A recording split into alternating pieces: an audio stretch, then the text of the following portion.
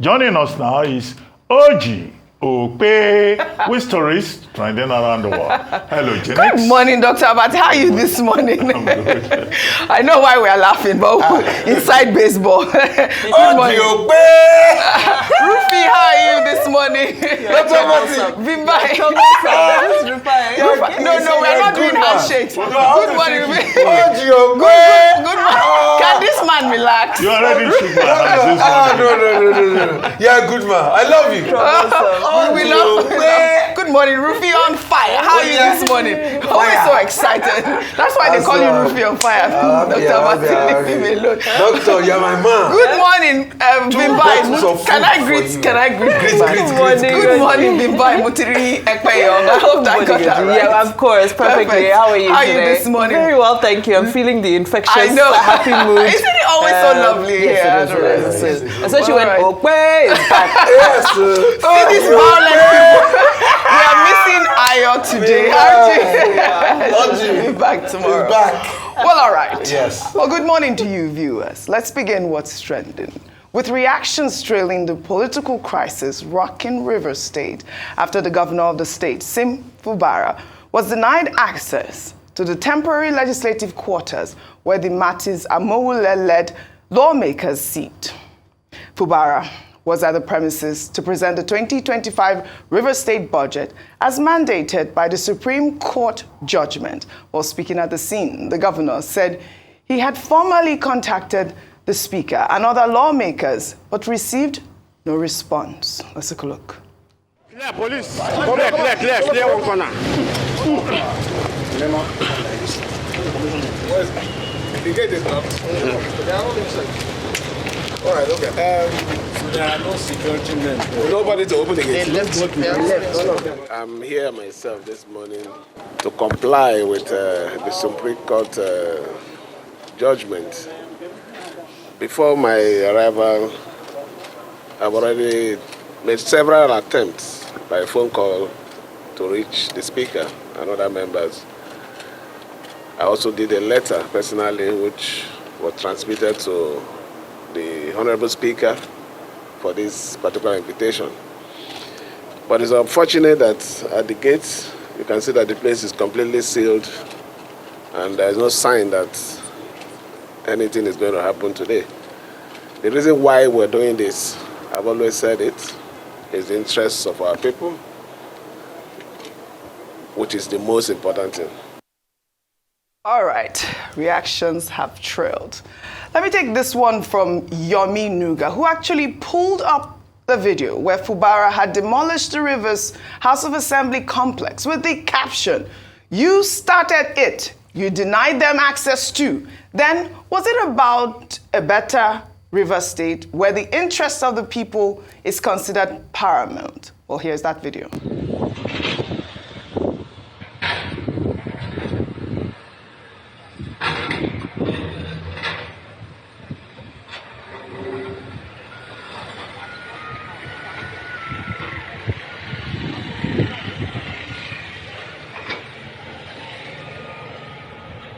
That was that incident. Rufai, you know you're violent. What was happening? There was a bomb there. What was going on at that time? But you see, they weren't able to sit at that time. And now this is all happening all over again. Let me take another tweet from Characteristics, who wrote to Fubara, "You weren't denied access. You simply gate crashed at the assembly quarters. Fubara, could it be that your aides are still misleading you, or you have just chosen to continue your rhetorics of misleading the general public, all to gain sympathy?" And then he pulled up a link there. Then this user wrote, this is Mark, he wrote, "I commend Governor Nyesom Wike for his democratic gesture of writing to Honorable Amaewhule requesting the presentation of the 2025 budget. However, in a surprising turn of events, the governor was locked out of the plenary session today. This only shows that Wike's men are not for peace." Well, in the meantime, Former Rivers State Governor and Minister of the Federal Capital Territory, Nyesom Wike, during a media parley on Wednesday, suggested that Governor Fubara should be impeached if found wanting, stating that impeachment is not a criminal offense. He also criticized the current state of the Rivers Assembly. Let's take a look. Will you support an impeachment? If you have committed an offense to be impeached, what is wrong? Is it a criminal offense? It's provided in the Constitution.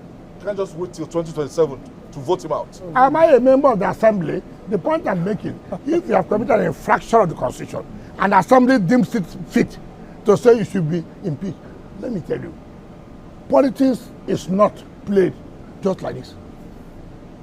Is it the first person that people have threatened about impeachment? Don't you know what to do? What is all this do about you?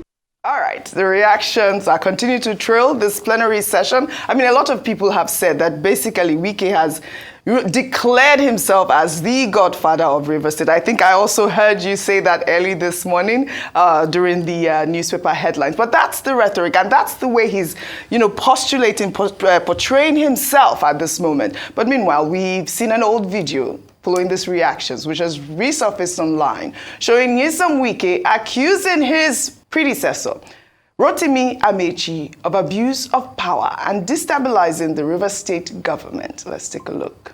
Today, you can see his comments.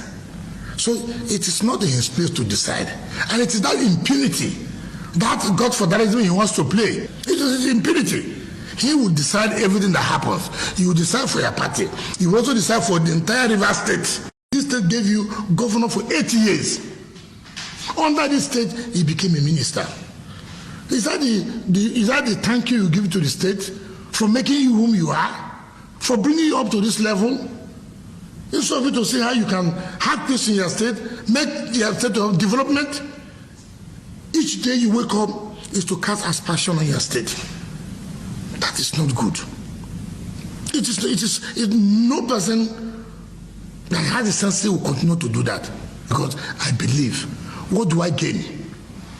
What do I gain as a person if I destroy my state? Of what benefit is it to me? Of what benefit? I mean, that was Vimba. You saw that. I mean, he appeared really angry at the moment. And it was the one that did that song. As they sweet us, he go they pain them. As they sweet us, he go. I mean, this was what was going on at the time. And you are here also giving the same impression that you are a godfather. And this is not what we need, the Rivers people need at this moment. Well, also during the media parley, Wike accused Bayelsa State Governor Doyo Diri of lacking character for organizing a South-South zonal political leaders meeting without inviting him and other National Assembly members. Wike suggested that Governor Diri is working in collaboration with Sim Fubara, adding that Diri once knelt before him to seek support. Let's take a look. This Diri they are talking now, Governor Diri. That's why, when you put people in power. Go and ask the Minister of Petroleum. He brought Governor Diri to me in Wisconsin, where I was staying. This governor you are talking now, that's why when I look at people, I say character is something you cannot buy. Absolutely, character is something you cannot buy. Well, in May 2022, Wike visited Governor Doyo Diri at the government house in Yenagoa to seek support ahead of the People's Democratic Party's presidential Congress, where Atiku Abubakar later emerged as the party's candidate for the 2023 election. Our correspondent, Ovieteme George, covered that meeting. Let's take a look. I formally come to hand over myself to my brother. If I fail, he's the one. If I win, he's the one.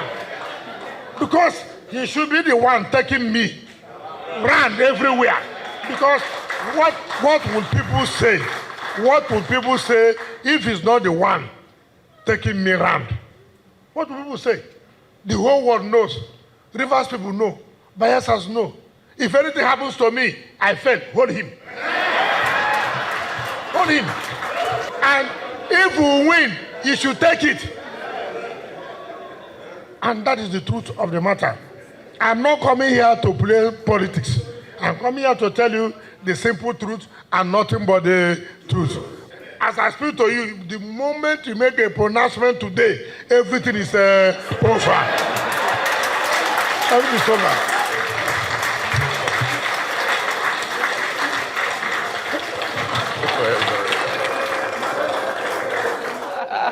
The internet never. This game called politics. This life.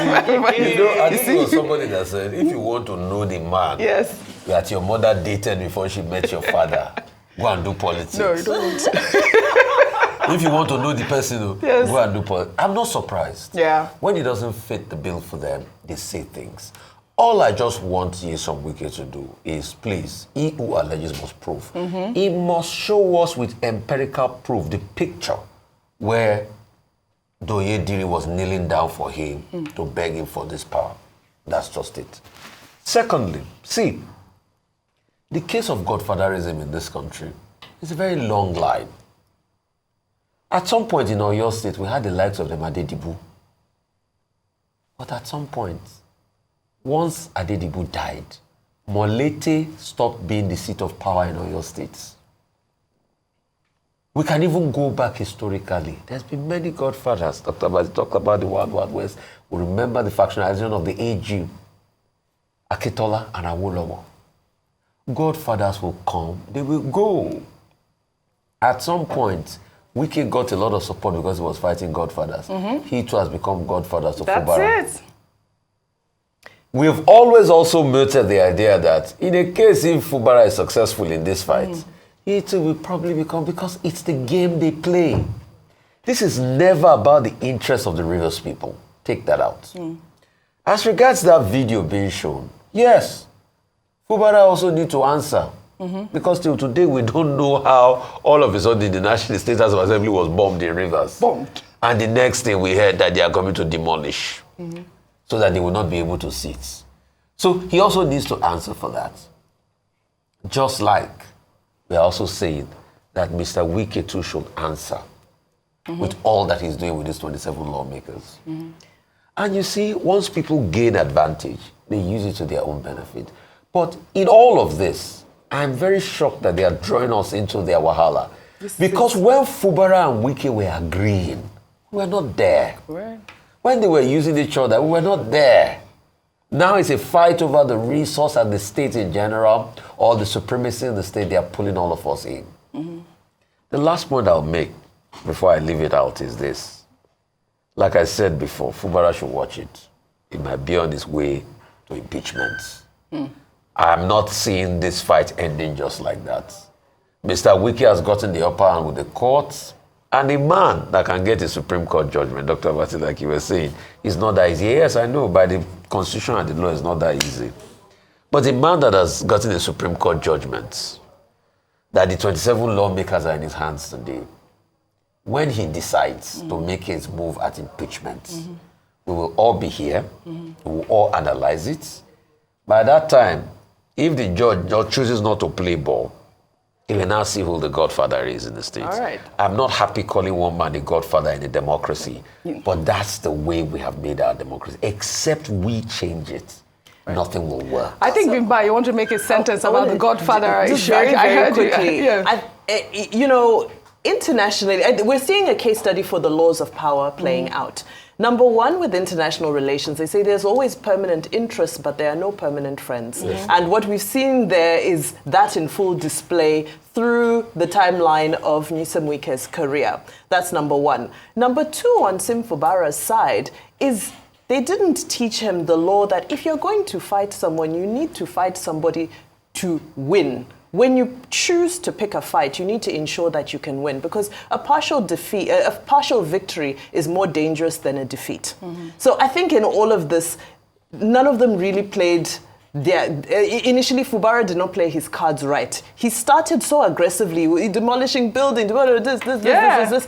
And then somewhere down the line, he has seemed to have lost momentum in this fight, because this was a declaration of war, as far as I'm concerned. Now he's lost momentum, but with regards to the godfatherism and, the relationships between power broking and all of that, I think it will always exist in every system. However, what Nyesom Wike is showing us is how deep it is in this particular system. And it's such it's so indicting for the people who, what people go through to vote every 4 years it's painful, it's strenuous. You hear all of the stories.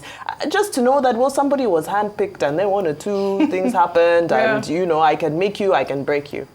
Right. I mean, Dr. Martin, before I come to you, should I play this song that was been trending? I mean, basically, it just came during this moment. I mean, it was last year. Fubara must obey Wike song. Let's pull that up before I come to you, Dr. Abati.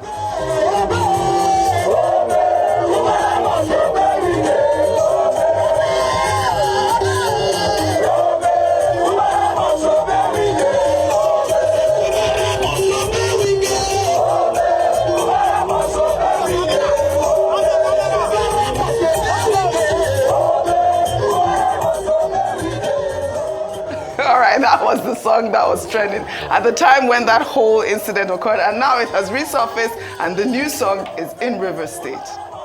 Well, it was Karl Marx that first said, history repeats itself. Absolutely. First as a tragedy, second as farce. What we're seeing in River State is that history is building up before our very eyes as a tragedy and also as a farce at the same time.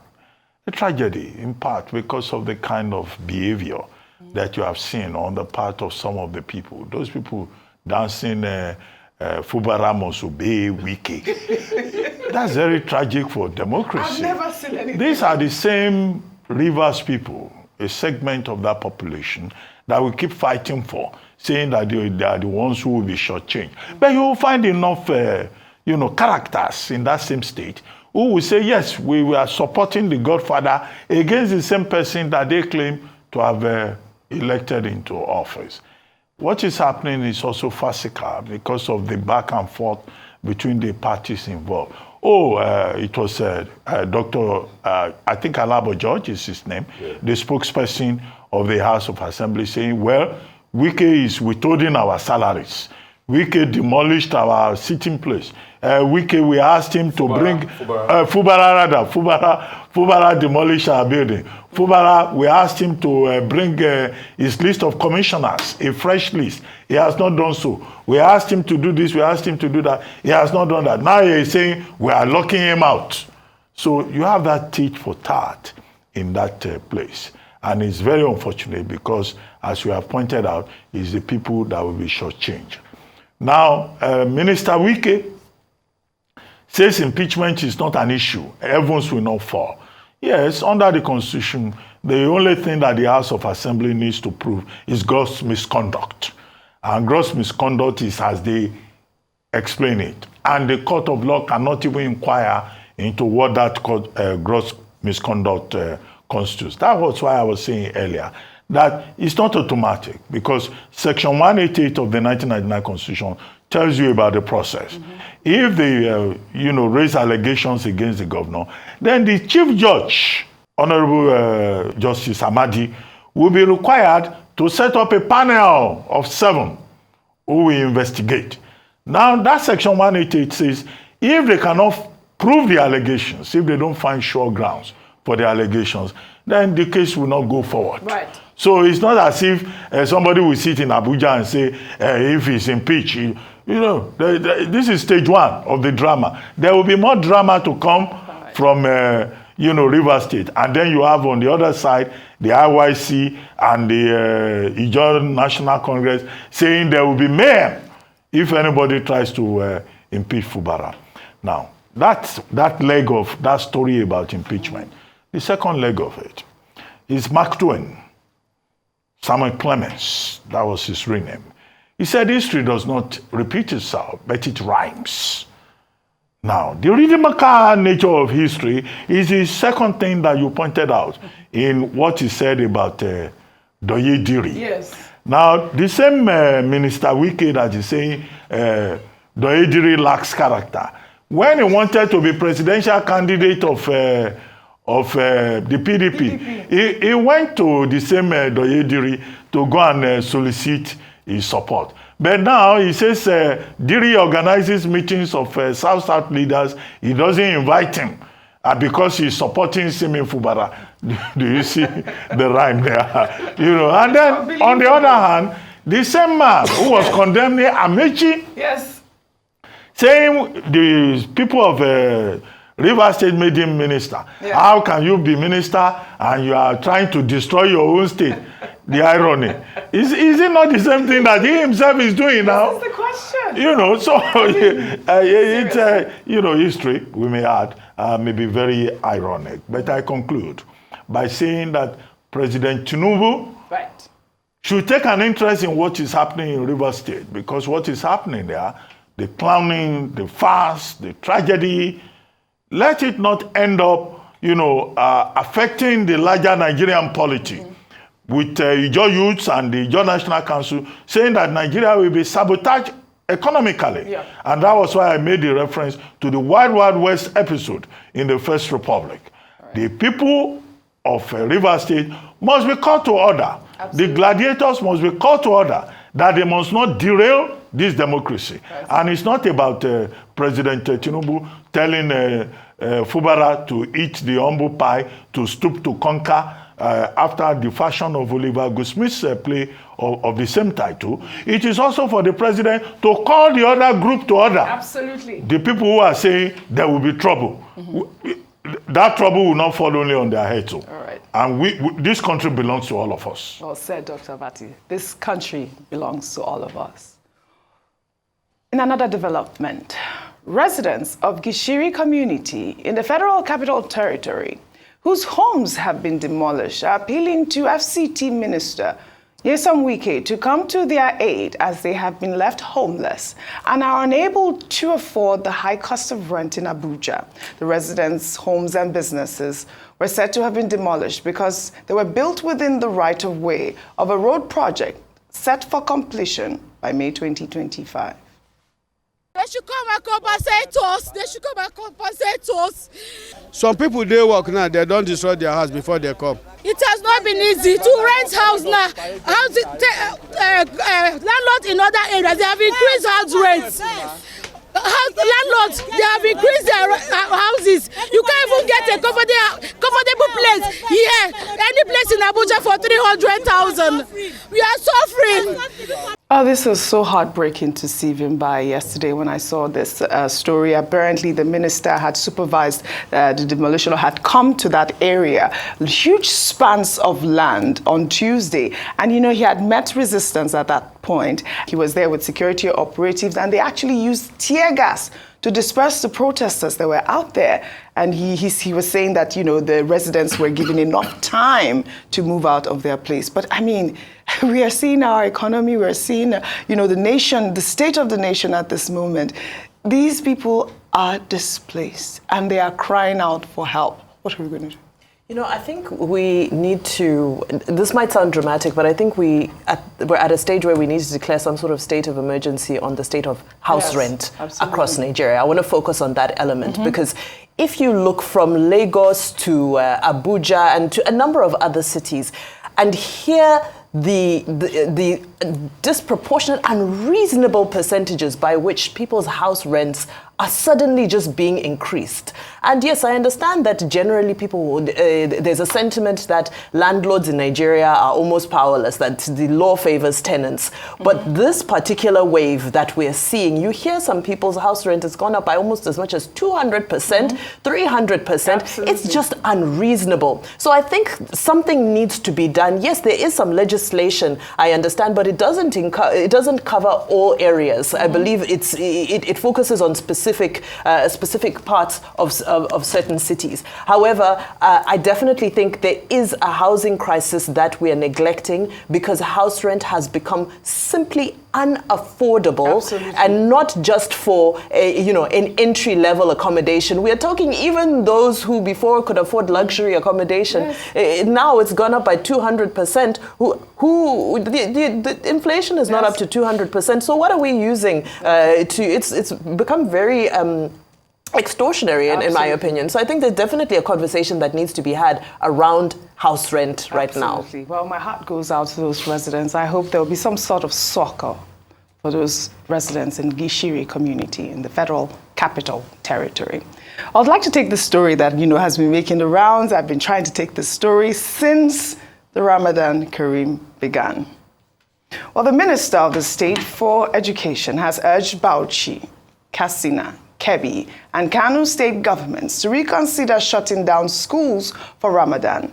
The decision to close down schools for Ramadan by the northern governors has sparked outrage, with the Christian Association of Nigeria calling it discriminatory and a violation of non-Muslim students' rights. The group urges that shutting down schools for 5 weeks worsens Nigeria's education crisis, with UNICEF reporting 18.3 million out-of-school children in 2024. But also, MURIC has released a statement, and I'd like to read their statement in part. MURIC wrote, firstly, Ramadan is a completely Muslim issue. It involves no other faith. CAN should stay out of it. Secondly, Muslims are the overwhelming majority in those 4 states, and the state governments in a democratic country like Nigeria should not deny the majority Muslims what they wish. The extension of schools closure by the governors of those states is based on the principle of the greatest happiness for the greatest portion of the populations of those states. Christian students have not been discriminated against in any form whatsoever by that action. So what is CAN's headache here? CAN's middle name is double standard. It encourages breach of the rights of Muslims who are in the majority of southwestern Nigeria, while it pretends to protect Christian children who are a minority in the north. Why can't we protect all children and condemn all forms of discrimination against them anywhere in Nigeria? How have the rights of Christian students been infringed upon in this situation? Did those state governments threaten not to allow them to resume after Ramadan? I mean, that's the conversation out there.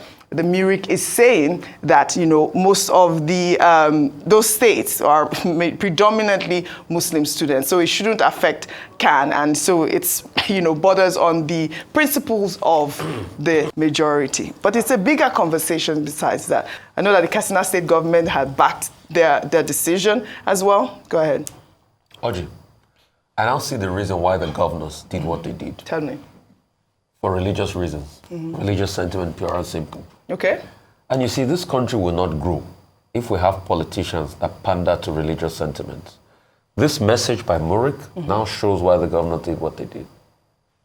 At a time where we are having a lot of challenges with out-of-school children, especially in the north. Especially in the north, then you go ahead and use this to stop schools because you want to pander to religious sentiments. I would have thought that these governors can even use this Ramadan period to increase school attendance. By doing what? Ensuring that meals are provided to be able to break fast for kids in school. Also, looking for a platform to engage them in extracurricular activities till the evening time, then they break their fast and you provide meals for them.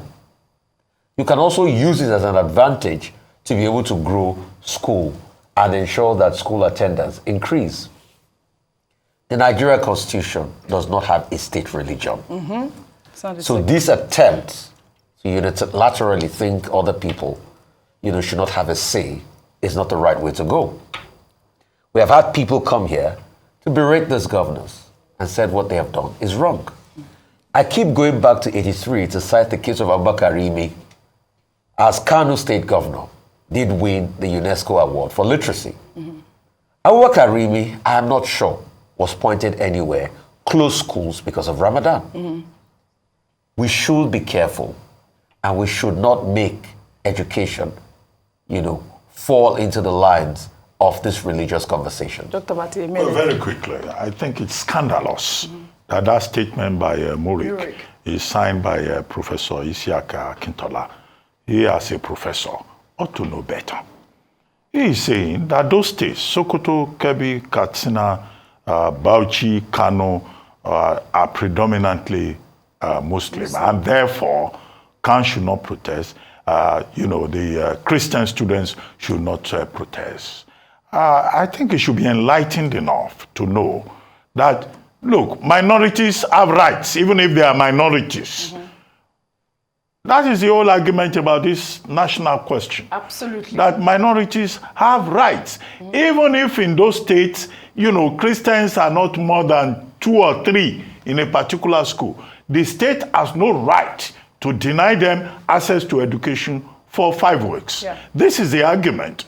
Because the counter side of it is that, okay, we also have states in Nigeria where Christians are in the majority. And this is also the month of Lent. Yes. Right? Christians are also fasting. Yes. So what if those predominantly Christian states, decide to shut down schools for the period of Lent? So, coming from a professor, I find this very embarrassing, very scandalous. Now, the other leg of it is that we had a guest on this program, that's Dr. Shinkafi, who pointed out that, in fact, in parts of Kebbi State, we seem to be predominantly Christian. So in other words, it's not an absolute truth that in all of the states affected that Christians are in the majority. Next time Professor Isiaka Akintola wants to issue a statement on this, please, he should speak as an enlightened person. All right. Apart from that, all of this, the Constitution of Nigeria is very clear. Very clear. I've quoted Section 38. Right. Yes, freedom of thought. But your right ends where another person's right begins. Right. And also Section 10, which says that this country shall not adopt any state religion in any part of the federation. That should be plain enough for any intelligent person to know and not issue partisan statements. Well said, Dr. Abati. Well said.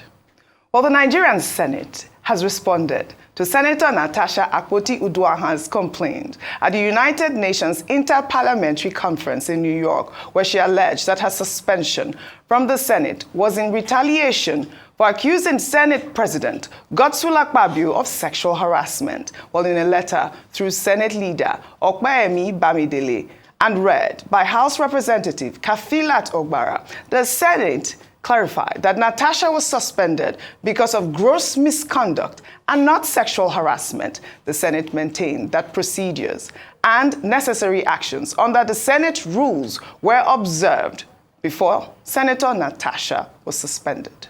Senator Natasha Akpoti-Uduaghan was suspended for gross misconduct and unruly behavior, and not as a result of allegation of sexual harassment or assault.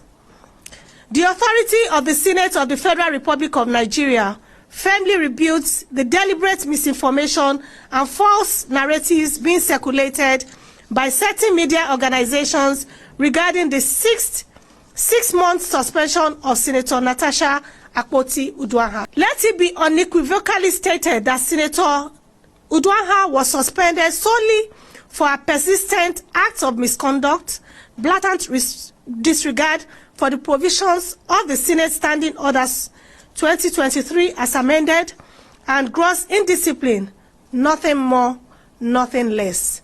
This is still the voice of the leader of the Senate. Well, all right. We have taken the story. It's good that the Senate has clarified this. We also yesterday read through how the whole suspension occurred. We had, our bullet points there. And it's good that this has happened really quickly. Bimbai. Very quickly, I think as media, it is our duty to ensure that we report accurately on this case, as it has so many moving pieces. One of my favorite sayings that I've been saying very regular lately is that two things can be true at the same time. Yes. So, let's separate the issues and let's tackle each of them respectively, if you get what I mean. Because they are both very serious issues, and they both have their own forum where they should be deliberated on, and we should see a due process in each of these issues. Well, what my position is that I really wish that this whole incident did not, go to the global stage. I really wish that it was all dealt with internally. That's really my submission with this whole story. Well, before we end what's trending today, let's celebrate Nigerian tech innovator Stanley Anigbogu, who has been named the 2025 Commonwealth Young Person of the Year with his work at LightEd, where he transforms waste into solar innovations, providing clean energy to over 10,000 refugees across Africa, in our Good News report.